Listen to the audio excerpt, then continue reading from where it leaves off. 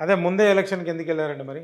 ఎప్పుడు ముందు ఫస్ట్ 2014లో జరిగిన అయ్యో అప్పుడు ఎలక్షన్ కాంగ్రెస్ వాళ్ళు నీకు దమ్ముంటే చెయ్యి నీకు దమ్ముంటే చెయ్యి అని ఛాలెంజ్ చేసిరు కదండి. అంటే ఊకే ఛాలెంజ్ చేస్తే మా పైసలను ఖర్చు పెట్టినా పని పాట లేక మా డబ్బులను ఖర్చు అరే పెట్టారు. అవ్వండి, ఇప్పుడు వాళ్ళు ఒక్క సంవత్సరం కాదు 3వ సంవత్సరం నుండే వాళ్ళు అవునండి, మొదలు పెట్టిరు. మీ ప్రతిపక్ష నువ్వు పార్టీలు ఇన్ని రోజులు ఎవరు చేసినావు పడితే కదా, నీకు నీకు దమ్ముంటే చెప్తున్నావు. చేయి, దమ్ముంటే చేయి అంటే 100 కోట్లు మాకు ఖర్చు లేదు పెడతారే సార్, ఇది? లేదు, లేదు. మీరు గమనించాలి, ఆ. ఇదే కాంగ్రెస్ వాళ్ళు. గమనిస్తున్నా సార్, అందుకే అడిగినా.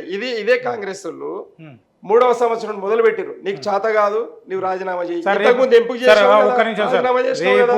రేపు పొరపాటును నిజంగానో రేపు మళ్ళీ పార్టీ వచ్చి కేసీఆర్ గారు మీకు చేత కాదు, మీరు దమ్ముంటే రాజీనామా చేస్తారా? నేను అంటా చేస్తారా? కామన్ మ్యాన్గా ఒక 1000 మంది 1,00,000 మంది రాజీనామా చేస్తారా? ఇక ఇదే పని రోజుకోసారి పోటీ చేసుకుంటూ కూర్చుంటారా?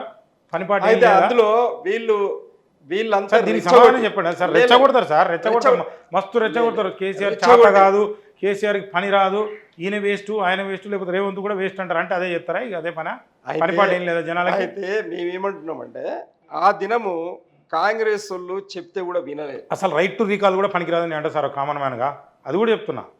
రైట్ టు రీకాల్ వస్తే ఇంకా జర మంచిదే కదా. ఇంకా దరిద్రంగా ఉంటుందని నేను అంటున్నాను. రోజు అదే పని, వాణ్ణి దించుదాం వీని దించుదాం అని జనానికి ఇప్పటికే విరక్తి పుట్టింది రాజకీయ నాయకులు అంటే. నిజంగా చెప్పాలంటే రాజ్యాంగం ఒక పవిత్రమైనటువంటి వ్యాసంగం, ప్రజాస్వామ్యంలో రాజకీయం తప్ప ఇంకేం లేదని కామన్ మ్యాన్గా నేను చదువుకున్నా సార్. అంతే, నాకు అర్థమవుతుంది కానీ అసలు చండాలం అనిపిస్తుంది.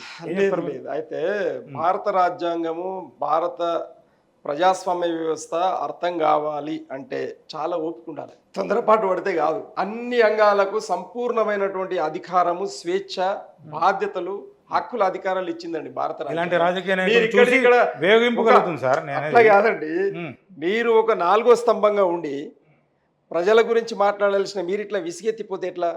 మాలాంటి రాజకీయ పార్టీలను మీరు సరిగ్గా సరైన దారిలో పెట్టాల్సిన బాధ్యత మీదే కదా. మీరెట్లా విసిగిపోతారు? ఇది ఇట్లా తప్పు అంటే ఎట్లా? కామన్ మ్యాన్ గా మాట్లాడుతున్నారు సార్. సమన్వయం చేద్దామని ప్రయత్నించారు, అట్లా ఉండదు కదా. ఈ పార్టీ ఆడా పార్టీ ఇదే పని ఇదే పంచాయతీ. ఆ టీవీ చూస్తే పొద్దున్న లేస్తే వానంత చూస్తా వీనంత చూస్తా వాని సంగతి చెప్తా, దమ్ముంటేరా చేస్తా, ఏంది అర్థం కాదు.